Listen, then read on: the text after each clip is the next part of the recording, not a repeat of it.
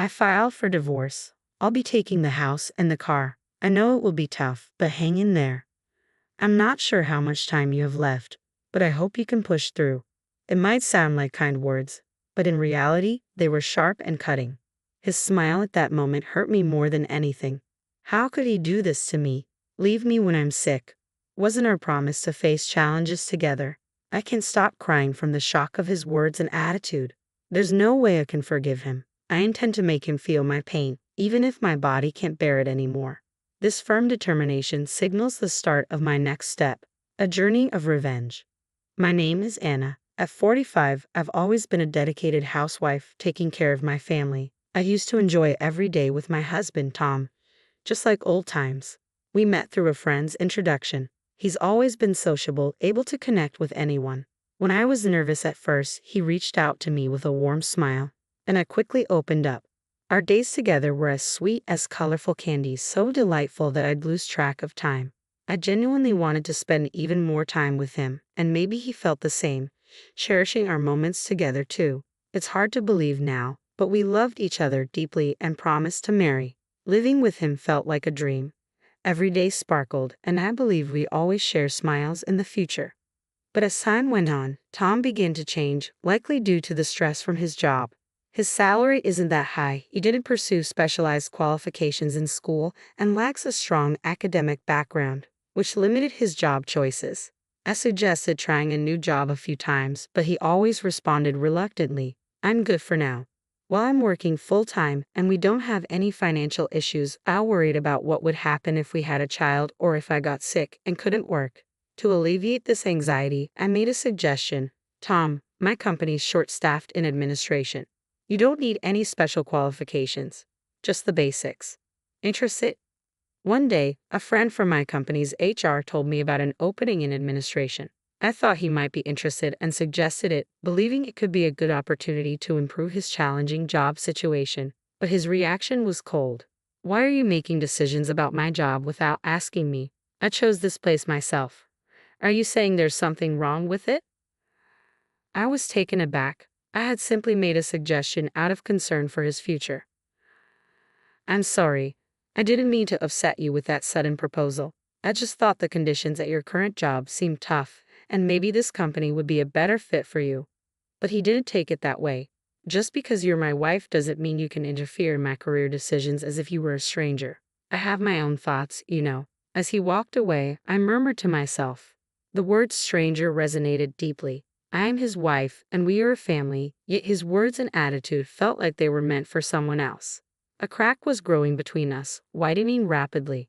Tom had also been harsh with my family. My mother, a truly kind person, would regularly visit our home while I was away for work. She cleaned and cooked delightful meals, storing them in the refrigerator as her way of checking in on us. I was grateful for her kindness. I often invited my mother over for dinner, but lately, Tom seemed increasingly irritated by her presence. When he came home and saw her in the living room, he'd snap, "You're here again." Both my mother and I were taken aback by his remark. It made me question the state of our relationship and our future. How could we bridge the growing gap between us?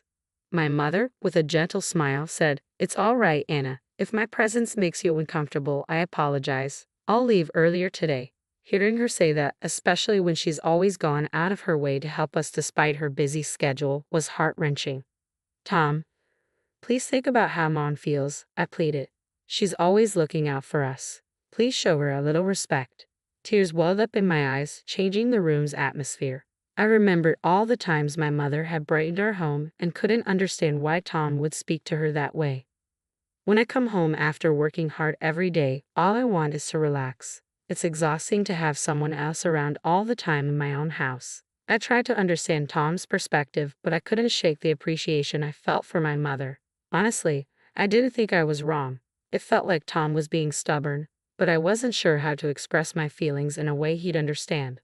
My mother said, "Don't worry about it. If everyone's happy, that's all that matters to me," and gave me a comforting smile. Her warm words filled me with overwhelming guilt. That night, as I enjoyed the delicious meal she had cooked, my emotions were a jumble of appreciation and remorse. I couldn't stop thinking about Tom. I spent countless nights pondering how our relationship could improve, but a much larger challenge emerged at work. I suddenly felt dizzy and fainted. Thankfully, my colleagues acted quickly, calling an ambulance and rushing me to a nearby major hospital. The medical tests started, but everything seemed like a blur. I tried to reach Tom, but he didn't respond. Then I received the diagnosis: cancer. Fortunately, it was caught early, and with proper treatment, the doctors said I'd be okay. Still, I knew cancer treatments could be grueling, so I steeled myself for the long and challenging road ahead. I told Tom about the diagnosis and my hospitalization, but his response was indifferent. His silence made me feel incredibly lonely, yet I chose to focus on my treatment, believing that moving forward was the only option. The cancer treatment was tougher than I'd imagined. My health deteriorated rapidly, forcing me to stay in bed most of the time. One day, amidst this struggle, Tom finally appeared in my hospital room.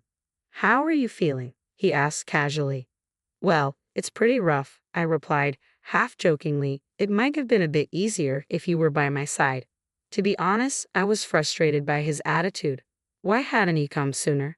His support could have made a world of difference during these trying times. Instead of feeling relieved about our reunion, I was left feeling more isolated. I found myself increasingly irritated as I reflected on our past. Then, what Tom said next left me genuinely shocked and stunned. "I filed for divorce. I'll take the house and the car. I know it's tough, but hang in there. I don't know how much time you have left, but I hope you keep fighting." "Wait, are you serious?" I exclaimed.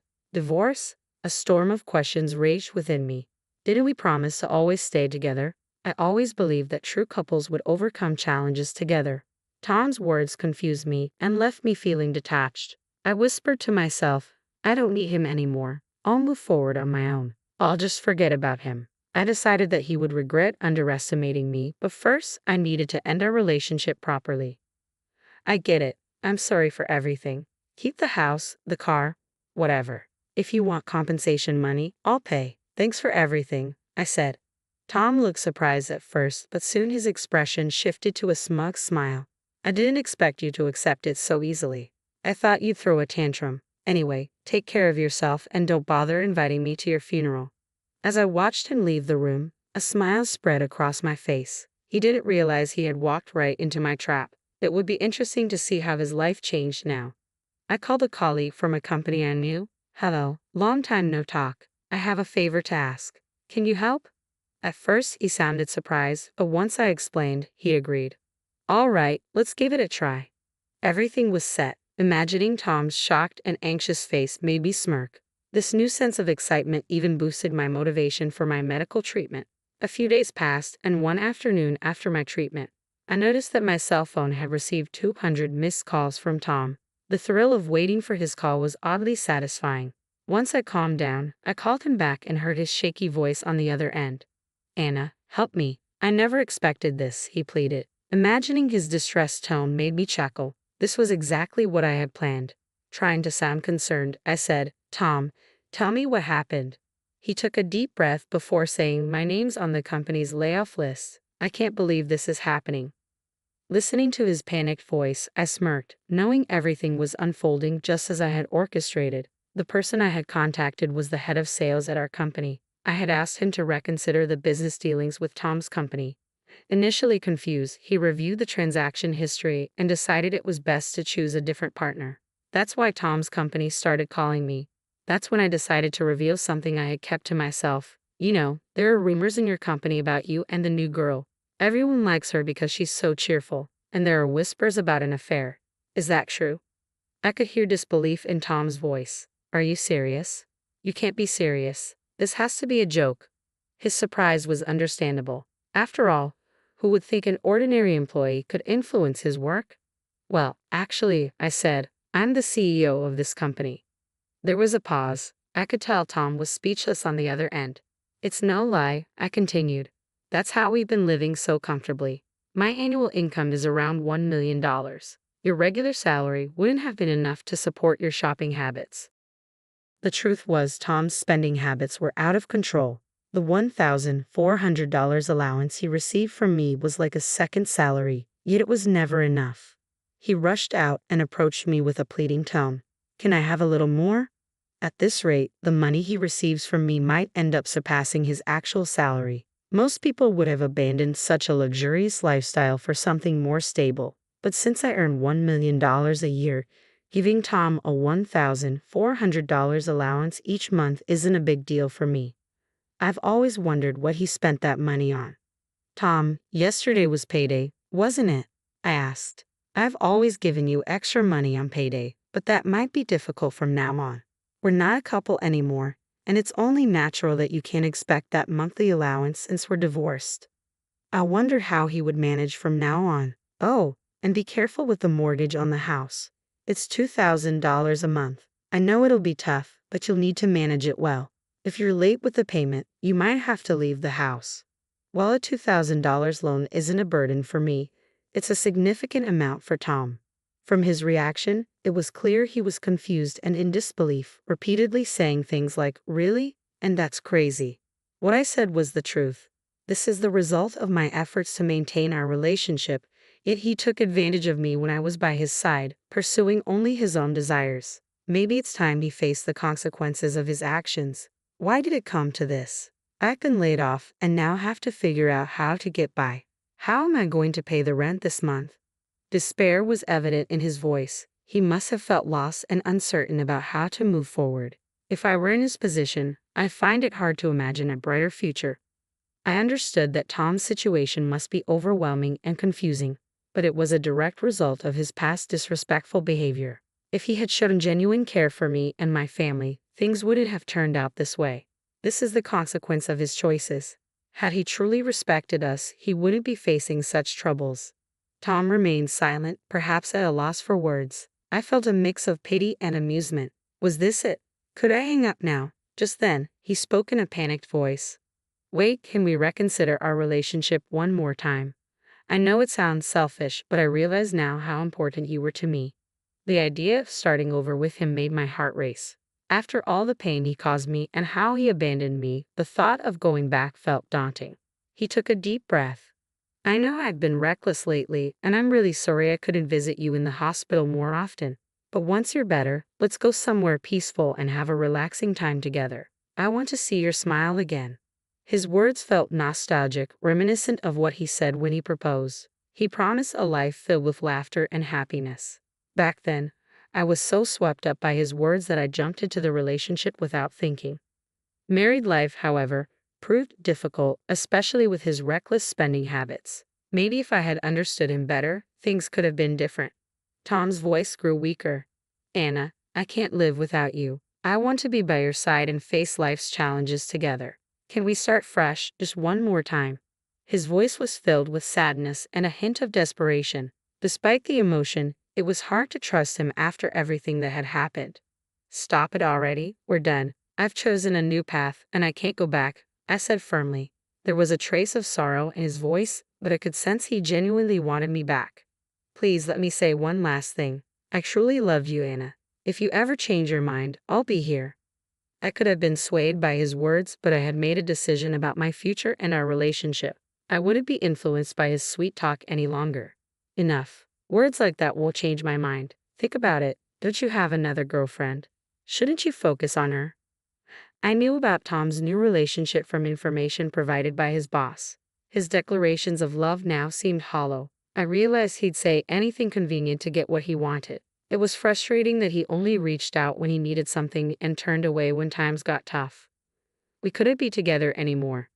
Spend quality time with her and forget about me. I won't be reaching out, but if you need to contact me, speak to my lawyer. Take care of yourself, Tom. His pleas seemed sincere, but letting him go would probably mean his life would become more difficult. That was his choice. I had my own life to move forward with. I wanted him to stand on his own 2 feet. I hung up and adjusted my settings to block any further contact from him. According to my lawyer, Tom repeatedly tried to reach me. My decision was firm, so the lawyer respected it and provided no details about me. Unexpectedly, my lawyer suggested pursuing damages. Initially, I hadn't considered it, but it seemed like a way to seek compensation. I knew Tom and his new partner weren't wealthy. There were rumors about his serious debts. Upon investigating his affair partner, I found she had fled due to financial issues. When I contacted her family, they were furious and had her working hard at home.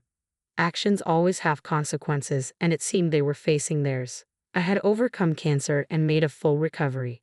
My speedy recovery even surprised the doctors. Returning to the office, I found a letter on my desk from the supportive sales manager. His heartwarming words touched me. When colleagues heard I was single again, some kindly offered to set me up. But after my past marriage, I wanted to cherish my time and focus on myself for now.